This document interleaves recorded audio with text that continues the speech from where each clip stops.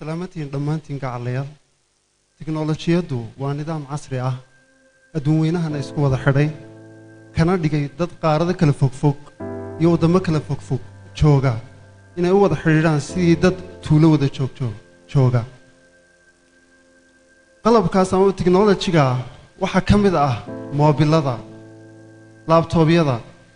software-iska iyo internet-ku ah qaybta ugu horeysa dhammaanteen waxaan sidanaa moobilo kuwii ugu dambeeyay amaba sanadadan soo baxay ama sanadkii hore sida iPhone X, iPhone 7 Plus iyo iPhone 8 Plus, Note 8 iyo wixii la mid ah aniga oo ah mulkiilaha iyo maamulaha guud ahna aasaasaha suuqa Saami Online waxaan ugu jecelahay moobilka Samsung Galaxy S3 kaasoo ah ka kaliyaata qalab la sheegayo marka qalab la sheegayo electroniga garabka soo qabtay marka laga imaado garab qabashada Ilaahay iyo sidoo kale ducada waalidkay waa maanta halka aan taaganahay soo gaarsiiyay waxaan jiray dhowr iyo 10 jir markii shaqadii aan ka shaqeynayay galab kamid ah anoo shaqadii ku jira 2014 bishii 8aad uu ii wacay maamulihii shaqadaan ka shaqeynayay una ii sheegay in shaqadii ama mashaariicdii xafiiska taale intii oogaan ka shaqeynayay ay dhamaatay ay tahay oo ama shaqadii laga fasaxayo aan haystana muddo usbuuc kaliya taa sidii aan shaqadaas aan kaga gabagabaysan lahaa ama aan kaga tagi lahaa kadib waxa dhacday fikir iyo calooliyo ayay galay iyo murugo anoo ka fikiraya lacagtii aan ku biirin lahaa amaba aan siin jiray qoyskayga kadib waxa dhacday waxa jira hal qof oo ah la taliyahayga khaaska waxa weeyaan ayeedii hooyo waa qofka koowaad ee la taliya garabkaygana gala markastoon murugaysanahay ayeeyo markii aan u tagay maalinkii labaad waxaan u sheegay ayeeyo xaalad bay la soo gudboonaatay shaqadiina waxa la igu yiri waa laga fasaxay hal usbuucna wad haysataa mana garanaayo qof qaraabakiil igu geeyay shaqooyinka mana garanahayn qof garabkayga ah oo la igu ixtiraamayo shaqo weynahayo la oranayo shirkadahaas markaad uu ku geeyo shaqo ku siinaya maxaan sameeyaa ma garanayaan ku yiri waqti badan kumay qaadan ayeeyo inay iga jawaab celiso cabashadan watay waxa ii sheegtay ayeeyo wiilkaygiyo hal mid ma samayn kartaa ma samayn karaysaa waan ogahay inaanay lacag aanad haysanin laakiin ma samayn kartaa hal wax lacag ka soo galayso si lacag aanay kaaga baxay oo u dhigantaa hodan noqo hanti la'aan waxaan yidhi ayeeyo talo waxaas muxuu noqon doonaa laakiin waan ka fikirayaa hal usbuuc ayaan ka fikirayay halkii usbuuc sidaan uga fikiraya waxaa igu soo dhacday inaan Facebooka aan page ka dhex samaysto aan ku iibiyo alaabaha mustacmalka ah ee electroniga kadib page-ka markaan samaystay waxaan damcay inaan tago meheradaha suuqa ku yaala ee iibiya alaabaha electroniga ee mustacmalka laakiin meherad kasta markaan u tago waxa ii sheegtaa ama ay igu yiraahdaan damiinna ma wadatid xafiisna ma lihid midda kale aragtideedu qaabkana maanta u eegahan heer caalamigan aan u eegahay uma neekeen markaas waxa ii sheegaan inaanay alaabtooda igu aamini karin ana waxaan yidhi tugbad hagtii buu rogmadaayay hal mid samee waxaad ku tidhaahdaa sawiraanta alaabtu keliya taan ka qaado kadib sawiraantiina aan ku soo boosti gareeyo Facebook page-ka markaan soo dhigo page-ka dadka iga soo iibsada idinka toos aan idinku keeno waxay yidhaahdeen hadday sidaa tahay waa yahay sidaa samee waan samayn jiray sidii ilaahay baa mahad uga sugnaatay alaabtiisii baa laga iibsanaya qof kastoo iga iibsadana meheraddii alaabtu taale ayaan geynaya iyaga oo intaa kadib aan ka helaya mushqaayad yar kadib anoo sidaa ku jira ayaa waxa dhacday shaqadii way weynaatay elektaroonigii keliyaata ahaa ee dadku arkayeen amaba aan meesha ku iibinayay waxaa iga soo raacay amaba ay ii soo jiiday inaan macaamiil badan helo macaamiishaas waxa ugu badnaa waa haween mar kastana haweenka garab baan u hayaa ayayna koobay ka hayd dhammaantoodna macaamiishada iyagaa ugu badan waxaa dhacday macaamiil ka mida macaamiisheeda oo haweenay ah ayaa igu tidhi walaal miyaad samaysid alaabtan elektarooniga oo keliyaata miyaad ka daysid meesho alaabaha dumarka miyaad soo gelisid iyo carruurta iyo ragga maad ku soo kordhisid kadib taladii baan qaatay taladii markaan qaatay ayaa waxaan soo geliyey alaab dumarku leeyihiin oo dumarka u khaasa laakiin qof kasta oo arka alaabtaasi wixii odhanayay amaba uu iga toocsanayay iga xaraabaysanayay war maanta maxaad bilowday waxaanad bilowday ayagu lahaa alaabtii dhowr usbuuc ay ku jirtay meeshii ugu dambayn waa la iibsaday taasi waxay horseeday inaan helo macaamiil badan halkaasna ay iga bilaabanto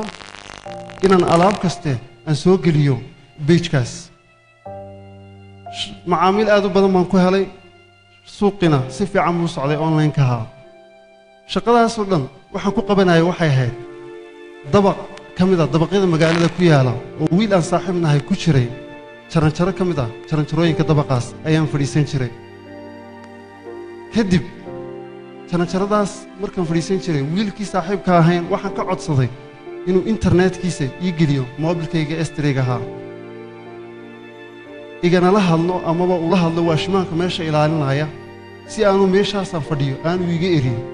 aanu ii moodin amaba qof meesha ka tirsan uu garanaya inaanan ahayn laakiin aanu meesha iga eriyin wiilkii saaxiibka ahayn uu igala hadlay qof kastoo jaranjaradaa igu imaada waan soo dejin jiray xafiiskii saaxiibka intaan keeno ayaan ku odhan jiray xafiiska waa kan laakiin alaabtiina waad iska qaadan kartaan alaabtiina waan idinka sawiraya maadaama aan xafiiska lahayn saaxiibkiina aan kula heshiiyey macmiil kastoo imaado inuu meesha yaro fadhiisto laakiin markaan alaabta ka sawiro uu iska noqdo sidii baan muddo samaynayey ilaahay baa mahad uga sugnaatay waxaan sidaa ku socdo oon jaranjaradaa fadhiisto waxaa dhacday wiilka aan saaxiibka ahayn inay dhaqaala darro amaba uu iskaga bixin kari waayo xafiiskii inuu la kulmo dhowr bilood ayaa meeshii uu ku lacagteedii lagu yeesho xafiiskii kadib waxaa lagu yidhi ka bax alaabtana waad kaga tegaysaa ilaa aad lacagta keenaysa wiilkaan saaxiibkan ahayn sidii buu kaga tegay xafiiskii internetkana waa bakhtiisay ila waaba xafiis xidhanay ninka fooqa ka mas-uulka ah oon is arki jirno oon is-indhagarannay ayaan ka codsaday war walaal waad aragtay inaan halkan xoogaa fadhiisan jira halkan baan bariiskayga ka dhacsan hal midii samee oo xafiiskii saaxiibbaday aan ku shaqaysto ay oggolow wuxuu igu yidhi waan ku oggolaanayaa laakiin shuruuddaasi waxay tahay inaad albaabka hoosta ka soo xidhatid wixii xafiiskaa ka maqnaadana adigaa lagugu leeyahay inkastay shuruuddu adkayd maadaama ay tahay inaan albaabka hoosta ka soo xidho macaamiishayda inta ugu badanna ay tahay haween haddana waan oggolaaday waxaan ku yidhi waayahay waan samaynayaa sidii ayaan sameeyey hoostaan ka xidhan jiray xafiiska waxaa dhacday sidaan ugu shaqaysanayay maalmaha ka mid ah ayaa haweenay ayaa ii timid albaabkan furi jiray markuu qof haweenay ahi uu imaado maadaama uu sharciga diinteennu aanu bannaynayn laba qof ajnabi inay qol ku wada jiraan kadib waxaan goostay inaan albaabkii ballaqo laakiin nasiib darro waxaa igu soo beegmay ninkii meesha mas-uulka ka ahaa markuu macmiilkii iga baxay uu arkayna albaabkiioo furan ayaa intuu yimid buu yidhi saamiyo ballantood ka soo bixi weyday iskaga soo bax xafiiska furayaashana keen laakiin waan u cudur daartay waxaan ku yidhi hawshaas laba daro mid dooray noqotay laakiin tii adiga ahayn baan doortay tii kale sharciga diinta ka soo horjeeday waan iska diiday wuxuu yidhi ma sidaas ahaa mar dambe yaanan kugu arkin inay dhacdo albaabkaasoo furan haddii kale debaddaa tahay waayahay baan ku yidhi sidii baan kaga qaatay furayaashii mar kale waxaa dhacday maalin ka mid ah haddana maalmaha ayaa macaamiil badan iyagii ila joogaan oo albaabkuna furan yahay 7 macmiil meelahaas oo albaabkuna ii furan yahay oo qaarna wax iibinayaan qaarna iibsanayeen ayuu sidii si leeg meeshii soo koray dabaqii uu arkay albaabkii oo furan laakiin maalintaas sidii horoo kale imuu odhanin sidii macaamiishoo kale macaamiishuna waxay moodayeen qof macaamiisha ka mid ah uu soo ag fadhiistay kadib markii macaamiishii iga wada baxday ayuu wuxuu idhi waniyo husaamiyow macaamiishan haddaad haysatid dabadeed waxaan ku yidhi waniyaho haddaan kiraysto ama iska bixin kari waaya maadaama oo aan $0.5 waxa ugu badan $2 waxa aan faa'iidaayo wuxuu igu yidhi bisha koowaad free baan kaaga dhigayaa laakiin bisha labaad lacagtii waad bixinaysaa waxaan ku yidhi waayahay kadib waxaa dhacday habeenkii inaan gurigaygii la tegey farxad ah inaan maanta xafiisan kiraystay iskii aan hoosta ka soo xidhan jiray uu berri toolanay ii ballaqnaan doono subaxii habeenkii si farxadlaan ku seexday isla habeennimadii anoo seexanin ka hor waxay soo wacay wiilashii lahaa alaabta xafiiska taala ee markii hore lacagta loogaga xanibay waxay ii sheegeen alaabtooda inay soo doonanayaan berri toole lacagtina ay bixin doonaan waxaan ka codsaday inay ii daayaan alaabtooda muddo bil ah maadaama aanan haysan alaab aan xafiiskana karaystay waxay idhaahdeen maya alaabteeda waan qaadanaynaa subaxii xafiiskayga waxaan ku soo kallahay xafiiskayga oo madhan waxaan dhex fadhiistay xafiiska oo madhan kadib maa niyad xumaanin intan meesha ka soo baxay tugba taagtii buu rogmadaabay tidhaahdaa soomaalidu ayaa bakhaar ka mida bakhaarada ku xiga xafiiska intan tegey ayaan ka codsaday inuu isiiyo kartoon si aan ugu fadhiisto aan uga dhigto waxaan ku fadhiistoon boodhka iskaga celiyo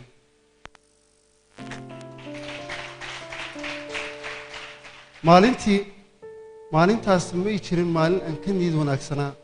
aanan kaga kalsoonaa waxaan wado inay meel gaadhayaan kadib sidaa waxaan ugu fadhiyey muddo laakiin waxay gashay inaan aado labada shirkadood ee diimaha dhaqaaleed bixiya ee dalka ku yaala labadoodii markaan aaday labadoodii waxay igu jawaabeen waxyaabaha iga baahan yihiin maadaama lacagtay ay doonayaan kursiga miiskan uga baahnaayo kombyuutarka aanay ii iibin karayn kadib waxaan ku yidhi ma sidaasa haa bay yidhaahdeen naga raali noqo waan iskaga soo baxay maa niyad jabin waxaan yidhi tii ilaahay baa meesha taallaa si ha isku dayin inaad niyaddu kaa dhimato amaba aad samaysid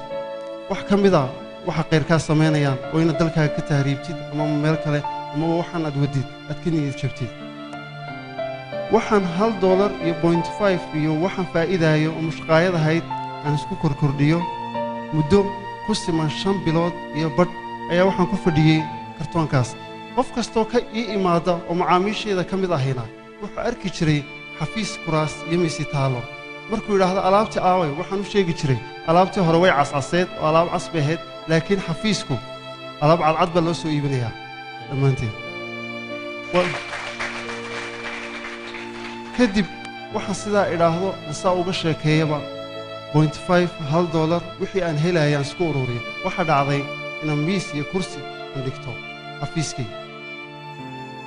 miiskii iyo kursigaan xafiiska dhiganayay xafiiska wuxuu noqday kursi iyo miis wuxuu noqday xafiis u eg oo iminka lagu soo hiran karo kadib waxaa dhacday inaan alaabaha ama waxyaabaha samaynayno waxaa ka mid tahay amaba aan ku iibinayno meesha waxa weeyaan online caqabado badan way iska jiraan maadaama ay caqabado jiraan aan qof kastoo aan idhaahno alaabtaas ama waxyaabahaasaan idiin iibinayna aan waxaan hore u arkin wuxuu nagu sheegi jiraa amaba odhan jiray anigo dalkiinni ma joogtaan maxaasaan u samaynaysaa annagu laakiin waxaan ugu jawaabaynay waxay ahayd inaan waxaan qof kastoo waxaan bilaabay uu maalin uu meel sare gaadhay kuwa meel gaadhayna aan maalintaa dalkoodii aanay waxaas ka jirin maanta waxaannu leenahay shaqaale hargeysa waxaa ka shaqeeya shaqaale ku dhow 7 qof oy ka mid yihiin 3 ka midii ay halkaa ka muuqdaan waxaan leenahay sidoo kale in muqdisho waxaan ku leenahay xafiis hargeysa waxaan ku leenahay xafiis garowna xafiis dhammaantoodna waxaan ka shaqeeyaa aan u xushay ama aan u xulanay inay karti leeyihiin aanan uga soo jeedinay dadka kale si ay meeshan aanu taaganahay oo kale ama aanay niyaddu uga dhimanin ay ku fikiraan inay maanta meel fiican oo rajo leh ay ku nool yihiin dalkooduna rajo weyn ka soo muuqato waxaanu leenahay gawaadhi alaabta qaada oo u kala geysa dadka alaabaha iibsada oo delivery lagu qaado waxaanu isla sanadkii hore ee 2017 aan iibinay alaab ku dhow 16,655 alaabood ay shalay toona maraysa alaabtan iibinay sanadkii hore kaliya taa adduunyada sideeduba dal kasta wuxuu leeyahay cid uu ku faano qaarad kastaana waxay leedahay cid aad ku faanto China marka laga hadlayo ama Aasiya waxay ku faanaan Alibaba eBay Amazon waxa ku faanaa reer galbeed oo idin guud ahaan dalkeena iyo shacabkeenu waxaan rajaynayaa inuu ku faano oo yiraahdaan waxaan leenahay saama online dadiyowga dunida joogaana ay nagu amaanana yiraahdaan dalkaas iyo dadkaas waxay leeyihiin saama online oo wayna la dhigayaan waad mahadsantihiin dhammaantiin